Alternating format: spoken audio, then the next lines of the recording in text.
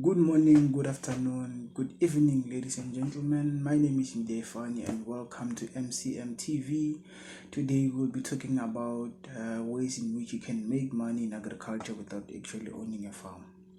Now, number one is the most obvious one, is the most conventional. Is basically reselling agricultural produce to your neighborhood. But I want to tell you about this approach that I've once used back in 2015. I was still in social movement with my friends. We did do this with my friends. So we basically went around our neighborhood convincing breadwinners or people who actually buy grocery in the house that they don't have to go to the store to buy vegetables. We will be bringing them vegetables on weekly basis, and they will only pay us at the end of the month. Those who want to pay on the spot, like it was okay. So most of our customers were those who were paying at the end of the month, and at the end of the month we collect the whole money, and it was good. It was a good initiative, and it also helps small scale farmers in the sense that they find it very hard to penetrate the market, the big market. So if you are buying those vegetables from a small scale farmer, you will be helping that person to grow their business, to grow in the industry, and ultimately making it in the market. So it was basically selling convenience to our neighbor, to the people in our neighborhood, and they actually like the idea. We created a very strong customer base because they were recommending us to their other friends, recommending us to their other friends, and we're getting calls on weekly basis that they want a vegetable Scotty VV. I used to stay at the block XX, so get a call, you deliver the block VV, deliver P1, you deliver here and there. So it was a very good initiative. You just need to make sure that you sell products that are needed on a daily basis. You sell your tomato, your onions, your pumpkins, your carrots, your spinach, all these things that they need on a daily basis. And most essentially, they mostly focus on vegetables that they will need on a Sunday for them to cook a Sunday lunch. So you need to focus more on those and make sure that you stay consistent. Make sure that you always communicate with these people. Make sure that if you didn't find the product that they ordered, make sure that you communicate with them on time so that they can be able to get it elsewhere. So we used to literally go to Tshwane market ourselves and then stock these vegetables and then deliver them around our neighborhood, and it was a very good business, but it went down the drain because we were young. We didn't have a vision. We were working from hand to mouth, and then business ultimately collapsed. But you can take this initiative and run with it. Trust me, it's very viable. We made a lot of money. We made money, like serious money. So this is my advice to you. You can take this idea and then run with it, and you can make money. And this is the other way in which we can eradicate unemployment. Unemployment is a very serious problem in our country. It didn't take us that much money. It took high money, but it didn't take us that much. I think we started with only 500. Yeah, so you only need 500 to start that business, and then you're good to go. The second one is it's very tricky. It's very unconventional. It includes getting yourself dirty, literally. So most of the farmers that I have talked to still use organic fertilizers. Organic fertilizers is in the places that I've been to consist of cow dung. It consists of chicken soap dust and chicken waste. So some took the mixture of the two and then make it one. Some use the chicken dust, chicken waste alone. Some use the cow dung alone. So you basically in the second point of making money in agriculture without owning a farm, you will be basically sending organic fertilizers to farmers. Even large scale farmers, the so-called commercial farmers, still use organic fertilizers. So basically what you can do is approach the poultry farmers in your neighborhood, strike a deal with them. Tell them, okay, this is the business that I want to start. I will be selling this chicken waste, this sawdust to farmers. In every bag that I sell, a 50 kg bag that I sell, this is how much you're going to get. So in that way, you have secured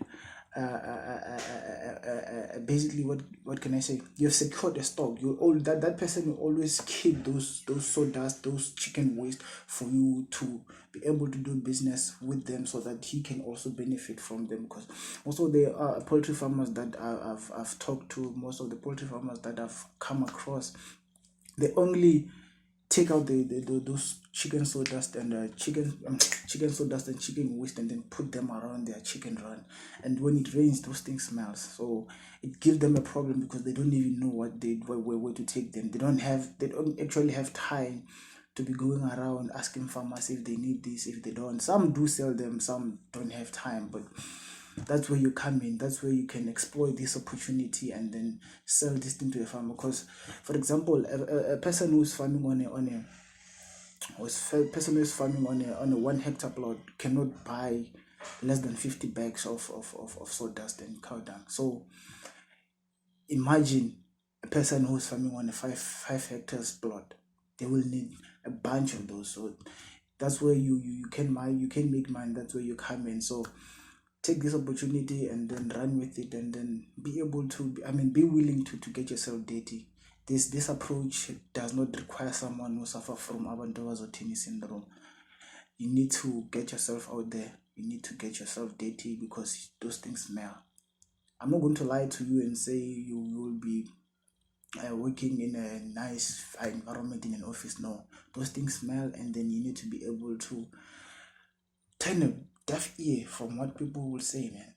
People will always talk, so just take this idea. Trust me, it works. Because, for example, each 50 kg bag costs around between 8 rand and 10 rand. Imagine if you have 50 bags for a person who's farming on a 1 hectare plot. What's going to happen when someone who's farming on a 5 hectare plot orders from you? You will be specializing with those things, and then you're going to create a very good market for yourself, and then make a whole lot of money. The third one is transportation. Transportation. A lot of people are doing farming without all the resources and equipment that they need. But because they have the edge, they have the burning desire to practice farming. Not having all the equipment they need is not stopping them. They're using whatever they have at their disposal, and it is working for them. From where I've been, a lot of people suffer from transport. Transport is a very big thing, because you need to take your agricultural produce and then transport them to the people, or else you won't be able to make money if you don't take your produce to the people. Sometimes you find that you don't have a car, but there's a guy who has a car and he's not a farmer. The guy who's not a farmer is actually the person who's supposed to approach all these farmers who don't have cars, and then strike a deal with them, make business with them, and be considerate, man. Be compassionate, because they are also trying to eat. You're also trying to eat. So be reasonable. Strike a plausible deal with them, so that both of you can benefit from the transaction. All you need to do is just to take their produce, their crops, take it to the relevant people, which are people who are street vendors, the people who are reselling to the end user. So that's the other way in which you can make money. Just use your transport. If you have a buggy, this is mostly preferable for people who have buggies. If you have a buggy, or your parents have a buggy, you can talk to them, and this is the business idea that I have. I need to use a buggy. Or if you yourself have a buggy, you can make a very good money from this, because there are a lot of farmers who don't have transport. And if you guarantee them that this transport is only going to be used to take your produce to the relevant people, then you're going to have a very good relationship with those people, and then in that way you will be able to support each other, which is what we need as black people. Supporting each other is very important. Supporting each other is what we need to be able to move forward. The fourth one is for people who have academic background when it comes to agriculture. You can have, advise people in terms of where they can take their produce. Like you do a research in terms of what is required for them to be able to sell their agricultural produce to big markets as such as City Deep, Twana Market, you name them. There are people who don't know the process and the procedures of taking their produce to the market. So you can explain such things to them. You can explain to them the usage of pesticides, herbicides, fertilizers, because you will find that someone is still new in the agricultural space. They don't know exactly what to do. They don't know exactly which approach to take. So it's either they're going to just use the pesticides wrongly or use fertilizers wrongly, which can be dangerous to the crops, who can be dangerous to themselves as well, because those things are hazardous if they're not used properly, if they're not used well. You can also advise them on things like